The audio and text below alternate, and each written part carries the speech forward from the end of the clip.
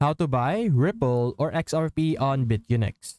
So as you can see right now, we're currently in BitUnix. So what we're going to do is we're going to simply click on our buy crypto over here on the top left corner and click on third party. In the third party app over here, we should be able to see here our pay section over here on the right side. Over here, you will be able to enter how much you're willing to pay, and then it will calculate how much you will receive. To be able to select XRP, simply click on our USDT over here or our drop down, and we should be able to see here XRP as one of its options or our options of what we will receive.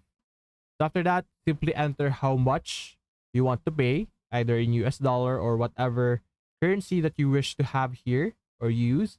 And then you will be able to see how much you're going to receive. For us, we're going to receive 37.86 over here. And we could even select our payment method. Either it's a via card, bank, or Apple Pay, as you can see. Then you could even select the provider that you're going to do. So after that, simply click on buy, and then you should be able to purchase your XRP. So that's basically it, guys. If you enjoyed this video, leave a like and subscribe. Thanks for watching.